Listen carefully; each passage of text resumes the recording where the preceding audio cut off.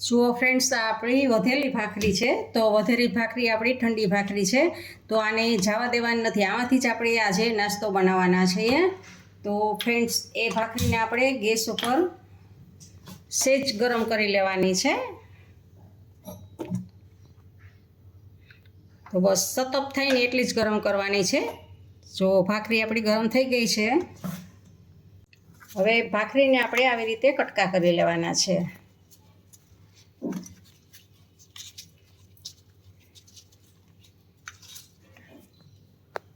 હવે ફ્રેન્ડ્સ, આપણે આ એક મિક્સર જાર લેવાનું છે. આપણે એક જ ભાખરી હતી એટલે નાનું મિક્સર જાર લીધું છે.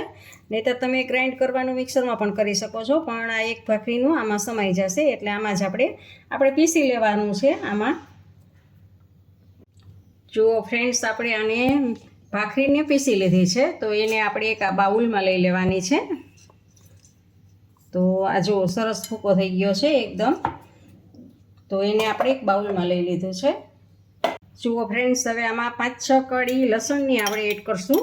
પીસીને લીધું છે લસણ, અને એક મરચું, મોટું મરચું છે એને પીસી લીધું છે. મીડિયમ હતું, તીખું અને નહીં પણ મોરું નહીં એવું આપણું મરચું હતું. અને એમાં સ્વાદ પ્રમાણે આપણે નિમક એડ કરશું. ભાખરીમાં આપણે નિમક હતું એટલે જોઈએ એ પ્રમાણે નિમક એડ કરવાનું છે. અને ધાણા જીરું પાવડર આપણે 2 ચમચી એડ કરશું. એ વધારે પડતો આપણે એનો ઉપયોગ કરશું ધાણા જીરુંનો.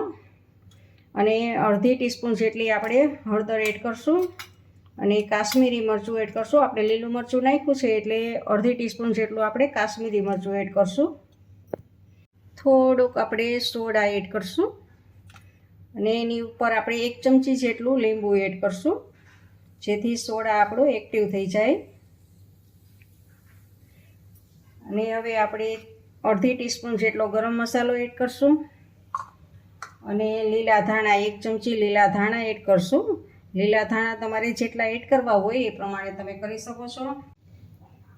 1 ટીસ્પૂન જેટલી આપણે ખાંડ એડ કરશું. ખાંડ તમારા સ્વાદ પ્રમાણે એડ કરવાની છે. અને જો તમારે ના ખાતા હો તો ખાંડને આપણે સ્કીપ પણ કરી શકો છો. અને હવે આપણે એમાં તેલનું મોણ એડ કરવાનું છે. તો 1 ચમચી જેટલું આપણે એમાં તેલનું મોણ એડ કરશું. અને બધું જ સારી રીતે મિક્સ કરી દેવાનું છે. જો આ બધા જ મસાલા સાથે આ ભાખરીના ભૂકાને આપણે મિક્સ કરવાનું છે. જુઓ સારી રીતે બધો જ મસાલો આમાં મિક્સ થઈ ગયો છે, તમે જોઈ શકો છો. જુઓ એનો કલર પણ કેટલો સરસ આવી ગયો છે. તો હવે આમાં આપણે થોડું થોડું પાણી એડ કરતું જવાય અને લોટ બાંધવાનો છે. કઠણ આપણે લોટ બાંધવાનો છે.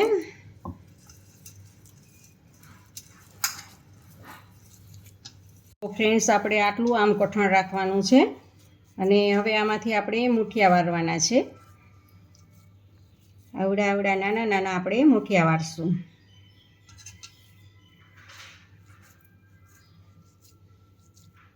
બધા જ મૂઠિયા આવી રહ્યા હતા આપણે વારી લેશું.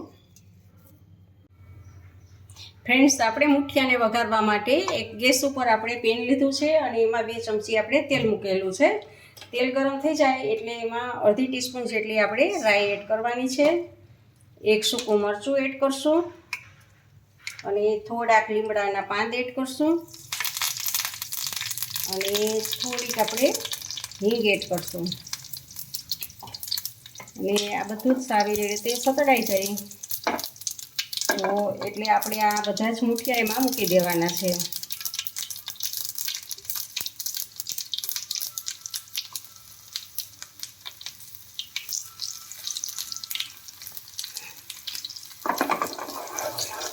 જુઓ એમાં એને સાતળવા દેવાના છે મૂઠિયાને. જુઓ ગેસને ધીમો રાખવાનો છે, સ્લો કરી દેવાની છે ફ્લેમને. અને આપણે એમાં જ સાતળવા દઈશું. થોડી વાર પછી આપણે આને પલટાવશું. ઢાંકણ ઢાંકીને આપણે એને 2 મિનિટ થવા દઈએ. જુઓ આપણે આને બધાને એક પછી એક આવી રીતે પલટાવી લેવાના છે. આવી રીતે બીજી બાજુ પણ આપણે એને કૂક કરી લેશું. જુઓ ફ્રેન્ડ્સ, આ આપણા મૂઠિયા કૂક થઈ ગયા છે. તો હવે એની ઉપર આપણે આ લીલા ધાણા એડ કરશું. આપણું ભાખરી તો કૂક થઈ ગયેલી હતી જ એટલે મૂઠિયાને કૂક થતાં કાંઈ વાર ના લાગે, ફટાફટ બની જાય. તો જુઓ આ ફટાફટ 10 મિનિટમાં આપણો નાસ્તો તૈયાર થઈ જાય છે.